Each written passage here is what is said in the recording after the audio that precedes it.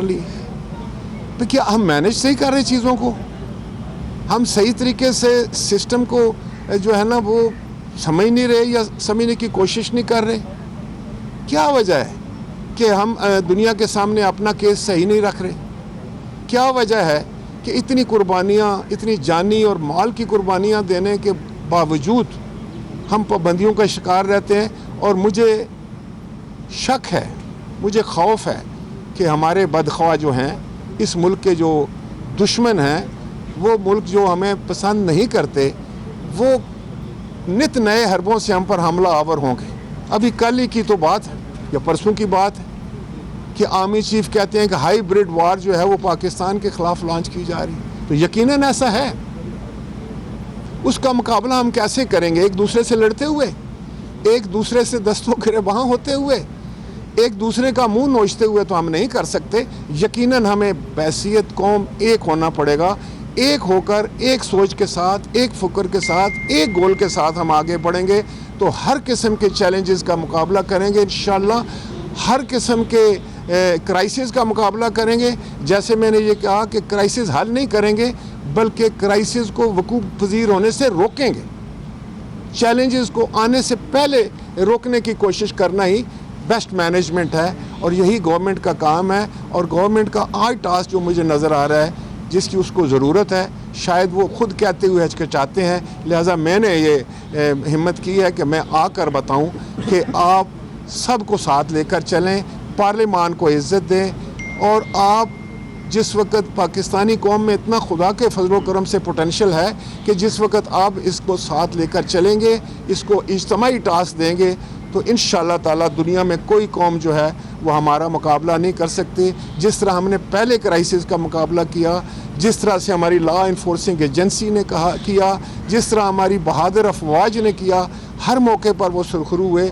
हम पाकिस्तान की आवाम की यकजहती और इज्तमाही कुव्वत के साथ इंशाअल्लाह ताला दुनिया का कोई क्राइसिस, दुनिया का कोई चैलेंज जो है वो इनके सामने कुछ भी नहीं है। दुनिया का कोई पाकिस्तान का बदख्वाह जो है हमारा बाल भी बिंका नहीं कर सकता।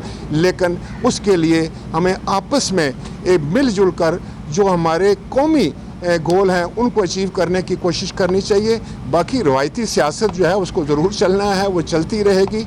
और आखिर में मैं ये भी कह दूँ कि छोटे छोटे मामलात होते हैं जिस पे कोई ज़्यादा मैं नहीं समझता कि अब इलेक्शन कमीशन की बात है, अभी तक तकर्री नहीं हुई है। EVM की बात है, इलेक्ट्रॉनिक वोटिंग मशीन या उसको जो ये आप नाम कहते हैं। अब आप उसको ज़बरदस्ती क्यों करते हैं? आप बिठाएं सबको, उसकी अच्छाइयाँ बताएं, उसके नकाइस बताएं, जो हमारे तहफ़्फ़ुज़ात हैं वो सुने, उसका जवाब दें। उसके बाद हर कोई चाहेगा कि बेहतरीन सिस्टम हो जो हमारे इलेक्शन के ऊपर कोई उंगली ना उठा सके। लेकिन अगर आप हमें सुने ही ना, खाली आप मीडिया पे जाकर बात करें कि अपोजिशन तो सुनती ही नहीं है, अपोजिशन बात ही नहीं करने के लिए तैयार, अपोजिशन ये नहीं करती, ये वक्ती तौर पर ठीक है लेकिन इसका कोई फ़ायदा नहीं। राजा साहब ये फरमा दीजिएगा कि जो अफगानिस्तान में तालिबान की जो आई है गवर्नमेंट, इसको पीपल्स पार्टी वेलकम करती है, किस तरह देखती है? देखिए, पाकिस्तान पीपल्स पार्टी पूरी दुनिया की तरह, वो हमने तो यही कहा है कि देखें, जो पहली बात तो ये है कि हमने कहा था कि हम देखते हैं कि हमारी हुकूमत जो है उनके क्या वो किस अंदाज से देख रहे हैं। लेकिन ये ज़रूर कहा था पाकिस्तान पीपल्स पार्टी ने कि हमें बगौर जायज़ा लेना चाहिए, एहतियात के साथ, तहम्मुल के साथ, और उसके बाद ये यकीनी बनाना चाहिए कि वहाँ पर जो इंसानी हकूक़ हैं, जो ख़वातीन के हकूक़ हैं, जो अक़लियतों के हकूक़ हैं, और उनका जो है वो तहफ़्फ़ुज़ किया जा सके। और उसके बाद जो है ये तो यकीनी बात है कि वहाँ पर अमन की ख्वाहिश जो है, जिस तरह पूरे मुल्क को है हमारे को, इस तरह पाकिस्तान पीपल्स पार्टी तो उसकी फ्लैग बेरर है कि काबुल जो है वो वहाँ का अमन जो है वो हमारा अमन। राजा साहब ये बता दें कि आप समझते हैं कि अभी जब PDM ने दोबारा तहरीक का ऐलान किया है, अपोजिशन ने मिलकर कोई रोल प्ले किया है कि आपस में ही लड़ते रहे? देखिए, हम नहीं लड़ते किसी के साथ। हमारा तो पैगाम आपके सामने और है। हम तो हुकूमत के साथ चाहते हैं कि जहाँ मुल्क की मफाद की बात हो, जहाँ पाकिस्तान के अवाम की मफाद हो, तो हम तो उनके साथ कोऑपरेट करने के लिए तैयार हैं। मेरी लीडरशिप तो रिकॉर्ड के ऊपर है।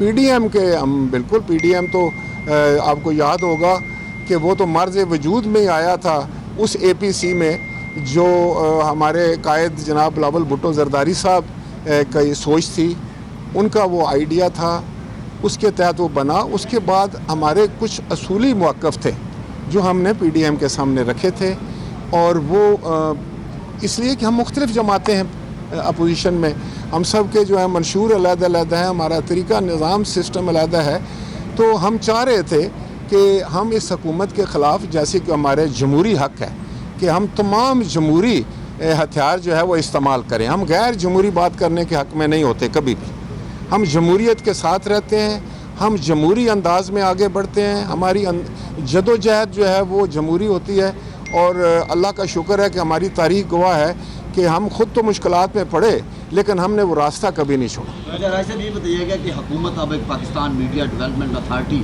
کے ذریعے الیکٹرانک پرنٹ میڈیا اور پھر سوشل میڈیا کا گلا گھونٹنے جو ہے وہ جا رہی ہے، کوشش کر رہی ہے، اس حوالے سے پی ایف یہ جتنی آر یو جے جتنی تنظیمیں ہیں وہ اس کے خلاف ایک تحریک چلانے جا رہی ہیں، تو پیپلز پارٹی اس حوالے سے کیا موقف رکھے گی؟ پارلیمان میں آپ آواز اٹھائیں گے؟ اور یہ حکومت جہاں آپ پر بھی تنقید ہوتی تھی، دیگر حکومتوں بھی، لیکن یہ حکومت اپنے پہ تنقید بھی برداشت نہیں کر سکتی اور صحافی کو چاہتی ہے کہ وہ اس کو جو وہ کہے وہ بولے، کیا کہیں گے آپ؟ دیکھیے جناب، بالکل پاکستان پیپلز پارٹی کی تاریخ گواہ ہے کہ ہم میڈیا کی آزادی پہ یقین رکھنے والے لوگ ہیں، ہم نے کبھی میڈیا پر قدغن نہ لگائی، نہ کبھی وہ سوچ ہی آئی۔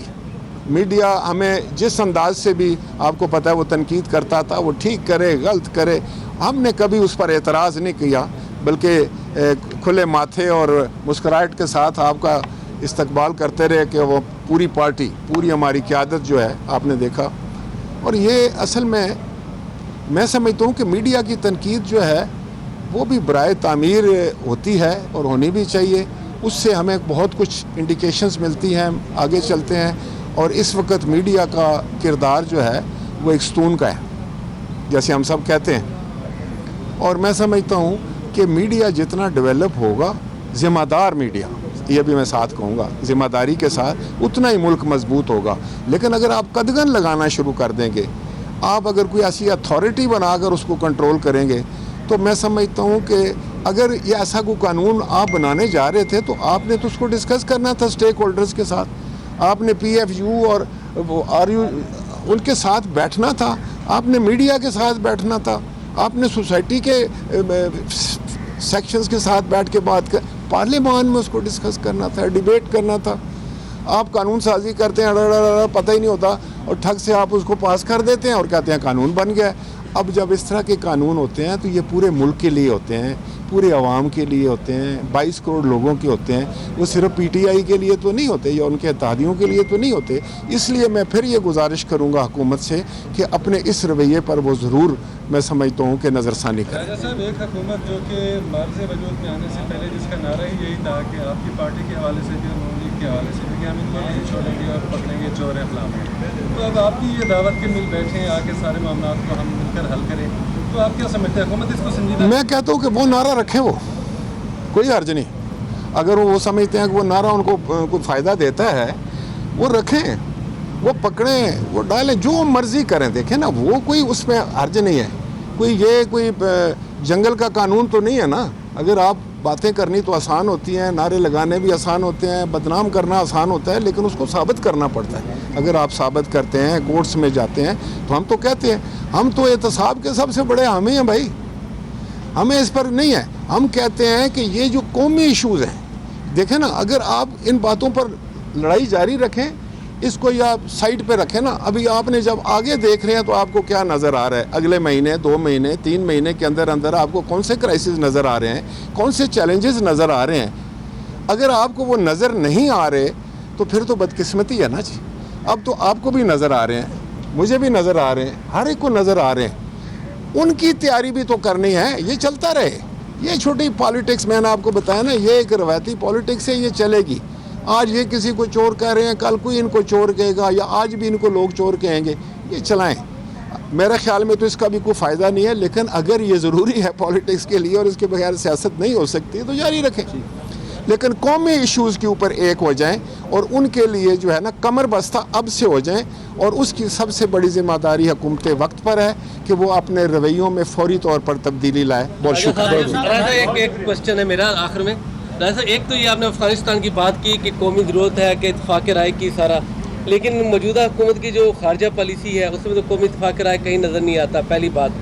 اور دوسری بات یہ کہ اشیاء ضرورت کی جو اشیاء ہے، جس طرح سے مہنگائی بڑھتی جا رہی ہے، آخر کہیں تو بریک لگنا چاہیے. کیا سمجھتے ہیں کہ حکومت کیا کرے؟ عوام تو بہت پریشان ہے، خودکشیوں پر اترے ہوئے ہیں. دیکھیں آپ کا بہت خوبصورت سوال ہے. میں آپ کو بتاؤں کہ پہلی بات تو ہے کہ اس وقت جو بھی معاملات آپ کو نظر آ رہے ہیں نا، جو صحیح نظر نہیں آ رہا، اور اس کی وجہ یہی ہے کہ ہم نے اتفاق رائے پیدا کرنے کی کوشش نہیں کی. ہم ہر چیز کو الجھاتے ہیں. سلجھانا ہے بھائی، ہم نے ٹھنڈے دل سے سوچنا ہے جہاں میری غلطی ہے مجھے تسلیم کرنا ہے، جب کسی کی غلطی ہے اس کو تسلیم کرنی ہے. چلو کوئی بھی غلطی تسلیم نہیں کرنا، کوئی صحیح کام تو کر لیں. تو آپ بالکل ٹھیک کر رہے ہیں، مہنگائی بے روزگاری نے تباہی مچائی ہوئی ہے. اب ایک غریب آدمی جو 200-300 روپیہ بجلی کا بل دیتا تھا، ابھی اس کو 2-2.5 ہزار دینا پڑ رہا ہے، وہ نہیں دے سکتا. آپ دیکھیں کہ نئی 1 کروڑ نوکریوں میں سے کتنی نوکریاں ملی. اس لیے اب میں ان چیزوں کو دہرانا نہیں چاہتا، کیونکہ آج میرا خیال یہ تھا کہ میں یہ بتاؤں کہ ہمیں جو آنے والے کرائسز ہیں ان کو مینیج اس طریقے سے کرنا ہے، قومی جذبے کے ساتھ، کہ وہ وقوع پذیر ہی نہ ہوں. تو یہ میری گزارشات تھیں آج. بہت مہربانی.